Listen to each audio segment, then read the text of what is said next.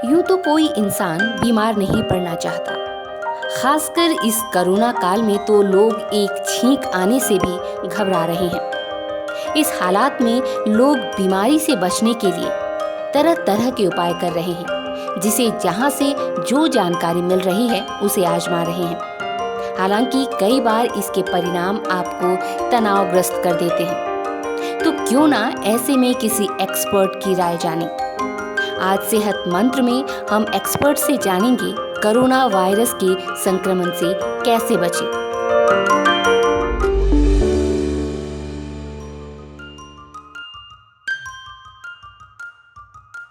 देखिए, कोरोना तो आज के डेट में सबको पता है कि वायरल इन्फेक्शन है।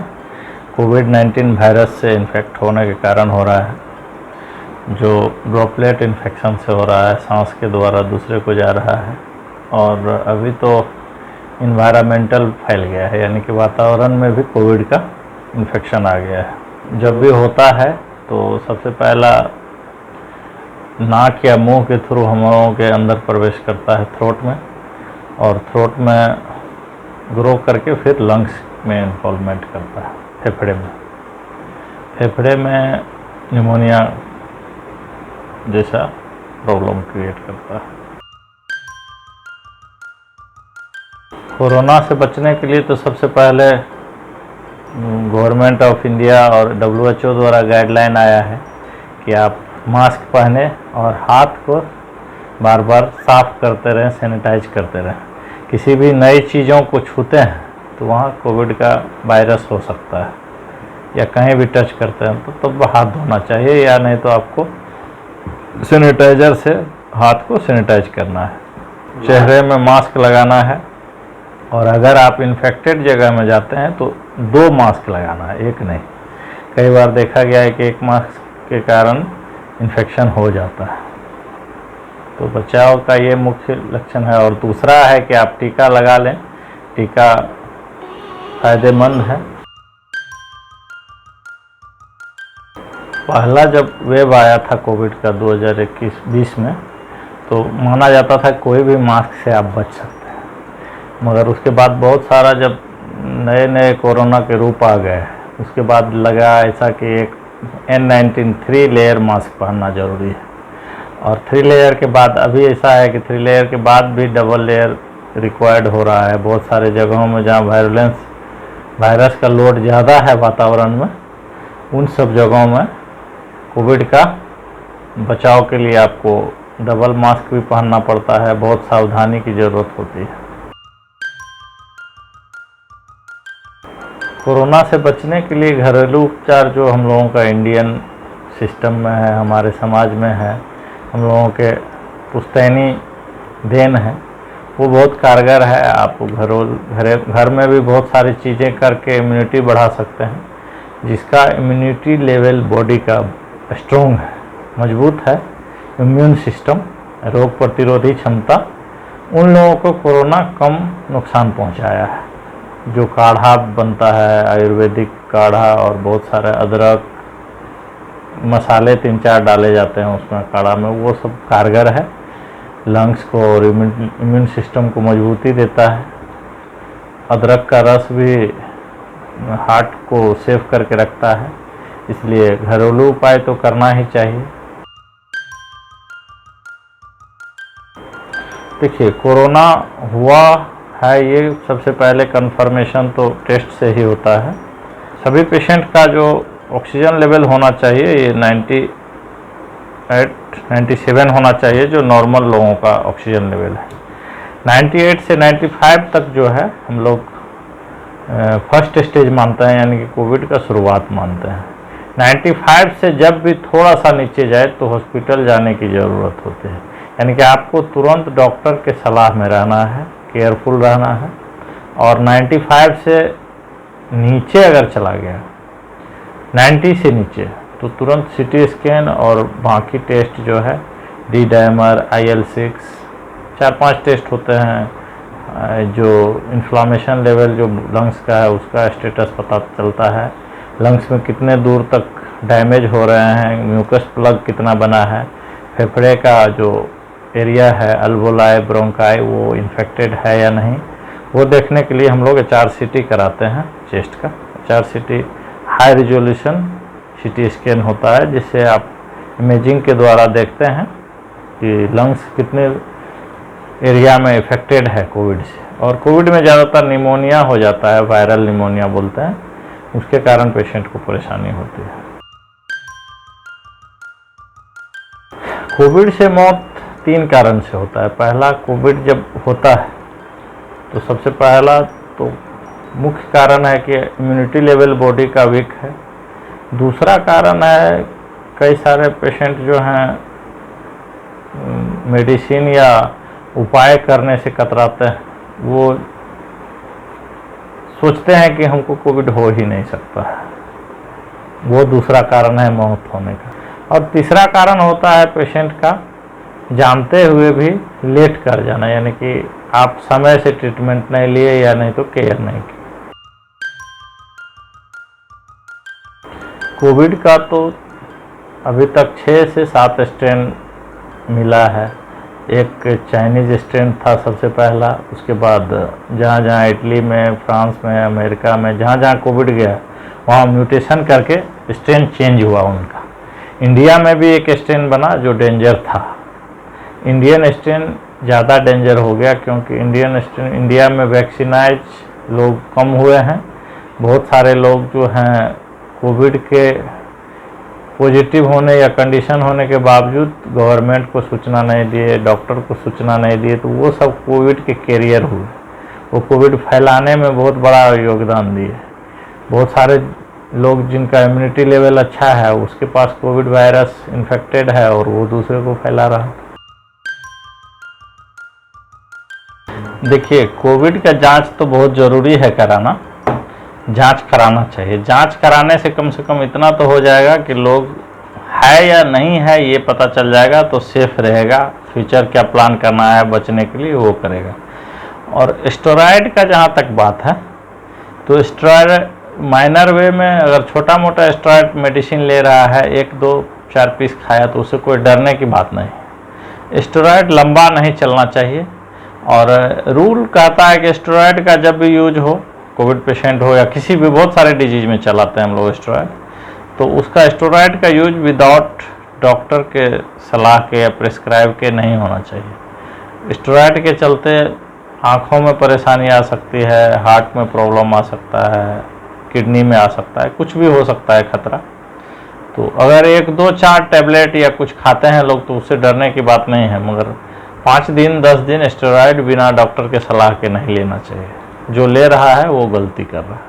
हो सकता है कि स्टेरॉयड के कारण और दिक्कत बढ़ जाए। जो सिम्टम है उसको डाउन करता है, स्टेरॉयड दबाता है सिम्टम को। कोविड का भी हो सकता है या कोई टाइफाइड का हो, एंटेरिक फीवर का हो, निमोनिया हो, सब में स्टेरॉयड थोड़ा सा पॉजिटिव वे में थोड़ा सा सपोर्ट करता है। वायरल इन्फेक्शन है, लंग्स में सबसे पहले इन्फेक्ट करता है, थ्रोट में। लंग्स में जो है हमारा 2 लंग्स होता है, राइट लेफ्ट, दोनों में ही कोविड का इन्फेक्शन होता है। और सबसे पहला इन्फेक्टेड या डैमेज होने वाला ऑर्गन लंग्स ही होता है, फेफड़ा, जहाँ से हम लोगों का शरीर में ऑक्सीजन और कार्बन डाइऑक्साइड का एक्सचेंज होता है। हम लोग जो शुद्ध हवा लेते हैं फेफड़े के द्वारा पूरा बॉडी में जाता है। तो पहला तो इन्फेक्शन यही है। कई बार ऐसा देखा गया है कि जब सीवियर स्टेज में चला जाता है कोविड तो किडनी पर भी इफेक्ट डालता है, डाइजेस्टिव सिस्टम और लीवर को भी इन्फेक्ट करता है। बहुत सारे केस में किडनी फेल्योर हुए हैं, कुछ केस में जो है डायरिया का सिचुएशन देखने के लिए मिला है। सिम्टम हम लोग 100 में से 10-5 पेशेंट को डायरिया भी देखे हैं। और हार्ट पर भी कई बार इन्फेक्शन का लेवल जाता है तो हार्ट अटैक आने का डर रहता है।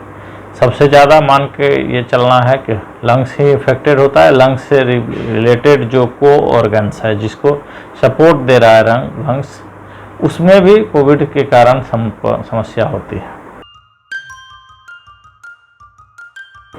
देखिए, जिनको भी कोविड निमोनिया के बाद लंग्स बच गए, जो पेशेंट किसी तरह और बहुत संघर्ष के बाद बचे होंगे, मैं समझ सकता हूँ इस बात को, क्योंकि हमने बहुत सारा केस देखा है जिसका 80% से ज़्यादा चला जाता है, विरले ही बचते हैं, ज़्यादातर केस में कोलैप्स कर जाते हैं। तो जिनका 80% से ज़्यादा होने के बाद भी बच गया है वो एक जंग जीतने जैसा काम करके आए हैं, तो उनका लंग्स धीरे धीरे रिकवर होगा। 3 से 6 महीने लग जाएंगे। जिनका 60 से नीचे है उसको 2 से 3 महीने लग सकते हैं, और जिसका 30% से नीचे है उसको 1 से 2 महीने में पूरी तरह से रिकवर होते हुए देखा है हम लोगों ने। बहुत सारे केस को ठीक किए हैं हम लोगों ने। तो 60% तक के लंग्स के जो डैमेज पेशेंट हैं उनको बॉडी का इम्यूनिटी के हिसाब से कम समय में भी होता है। पहला लक्षण ये है कि आप सांस पूरी तरह से नहीं ले पा रहे हैं, और सांस लेते हैं जोर से तो खांसी आ जा रहा है, ये भी लक्षण है लंग्स डैमेज शुरुआत का। दूसरा लक्षण है साउंड घट जाना। आप जितना लाउडली पहले इजी वे में बोल लेते थे, उतना ही साउंड आपको करने के लिए अगर जोर से शरीर को प्रेशर लगाना पड़ रहा है, सांस फूलने लग जाए आपका, तो इसका मतलब है कि आपका लंग्स डैमेज हो रहा है, क्रोनिक में जा रहा है, आप माइल्ड से मॉडरेट स्टेज में जा रहे हैं आप, यानी कि आपका जो इन्फेक्शन लेवल है। और तीसरा लक्षण है कि ऑक्सीजन फॉल हो जाना। ऑक्सीजन फॉल होना भी लंग्स का डैमेज का लक्षण है। ये तीनों लक्षण याद रखिए।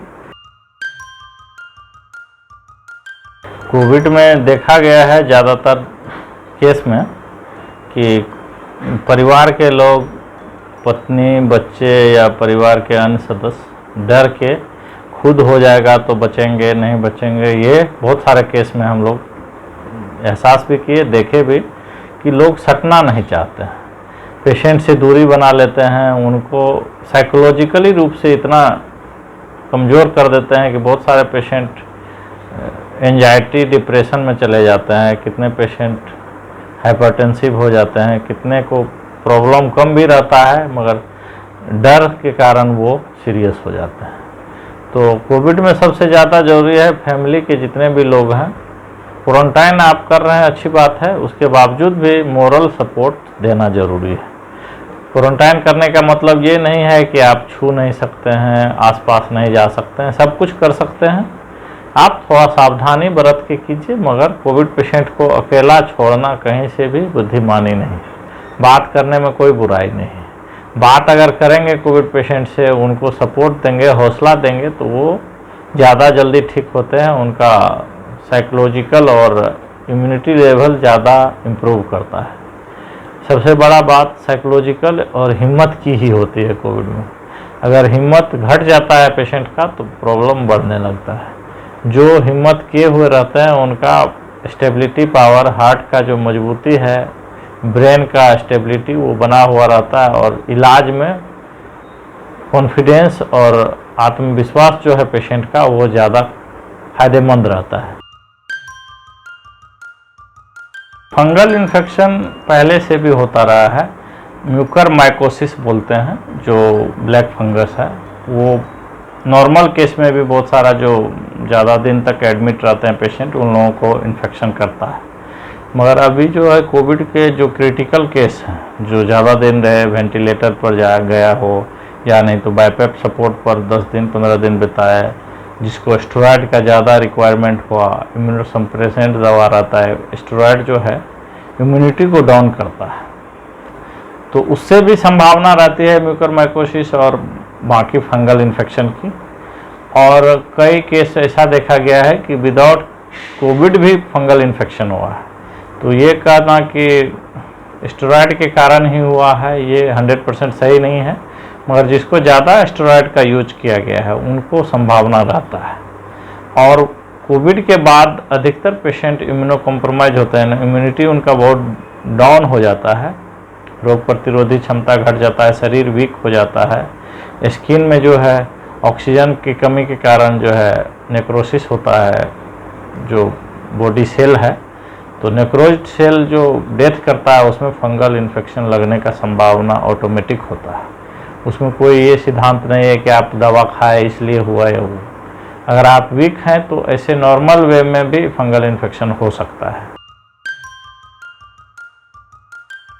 इंडियन वैक्सीन जो हम लोग अभी 2 वैक्सीन चला रहे हैं, कोविशील्ड और कोवैक्सीन, ज़्यादातर केस में दोनों वैक्सीन कारगर है, 70 to 80% मान के चल रहे हैं हम लोग उसको कारगर।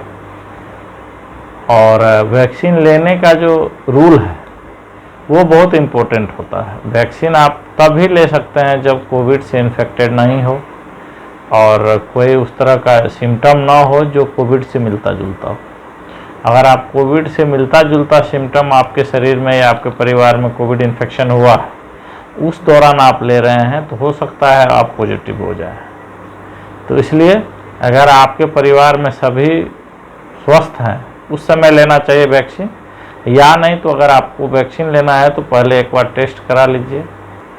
होता क्या है, बहुत सारा पेशेंट हम लोगों के पास ऐसा आया जो वैक्सीन लिया और उसके बाद कोविड पॉजिटिव हुआ।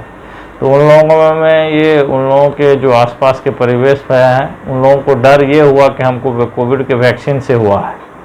वास्तविकता ये नहीं है, पहले से भी वैक्सीन से पहले से हो सकता है लोग इन्फेक्टेड हो और कोविड का वैक्सीन लगाने के बाद और ज़्यादा सिविरिटी बढ़ जाता है। बहुत सारे वैक्सीन लगने के बाद डेथ रेट भी हुए हैं।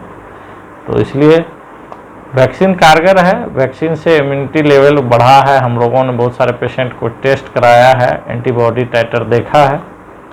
एंटीबॉडी टाइटर बढ़ा हुआ रहता है वैक्सीन लेने के बाद, आपका रोग प्रतिरोधी क्षमता जो है कोविड के विरुद्ध वो बढ़ जाता है। और वही ज़रूरी होता है कि आप अगर कोविड से लड़ रहे हैं तो आपके अंदर इम्यूनिटी होना चाहिए, लड़ने की क्षमता, एंटीबॉडी होनी चाहिए। जो पेशेंट कोविड पॉजिटिव हो के निगेटिव हुए हैं उन लोगों के भी बॉडी में वही एंटीबॉडी बनता है जो वैक्सीन लगे हुए वाले लोगों में होता है। कोविड का वैक्सीन कोई ख़तरनाक वैक्सीन नहीं है, आसानी से लगता है। हम लोगों ने भी लिया है, 90% जो अच्छे लोग हैं, जो डॉक्टर हैं, सभी ले लिए हैं। देखिए, वैक्सीन बहुत सारे कंपनी, जैसे रशियन वैक्सीन जो आया है वो सिंगल डोज ही बोला जा रहा है कारगर है, मगर ऐसा सच नहीं है। वैक्सीन 2 डोज तो ज़रूरी है ही अभी, उसके बावजूद भी अगर हो सकता है बॉडी अगर भूल जाए एंटीबॉडी बनाना साल 2 साल 5 साल में, कि हो सकता है कोविड ख़त्म हो जाए और फिर ना आए बॉडी में, फिर से दोबारा आए तो हो जाए। इसके लिए डबल डोज के अलावा भी हो सकता है कि 6 महीना, साल बाद, 2 साल के बाद लगाना पड़े वैक्सीन। ये अभी 100% रिसर्च का सब्जेक्ट है, इसको क्लियर नहीं कर सकते हम लोग। और अभी इंडियन वैक्सीन जो है 2 लगाना जरूरी हो रहा है, 1 से पूरी तरह से इम्यूनिटी बूस्टअप नहीं हो रहा है। स्टार्ट हुआ है तो धीरे धीरे सब जगह प्रोडक्शन के बाद जा रहा है, मगर अभी कोविड का पेशेंट घट गया है। तो पेशेंट घट गया है तो अभी उतना रिक्वायरमेंट नहीं होगा, मगर क्रोनिक पेशेंट में ज़्यादा दिया जाता है, जो मॉडरेट हो जाता है। माइल्ड शुरुआत से थोड़ा ज़्यादा बढ़ने लगता है, मॉडरेट टू सीवियर होने लगता है पेशेंट का निमोनिया, जो लंग्स का इन्फेक्शन है, उसमें वो DRDO की दवा कारगर होगी और देखा जा रहा है। उसको अभी मैं पर्सनली देख नहीं पाया हूँ कौन सा दवा है, अभी उसको मीडिया और अन्य माध्यम से हम लोगों ने देखा है। अगर उसको यूज करेंगे तो उसके बाद ही बता पाएंगे कि वो क्या है, कितना कारगर है।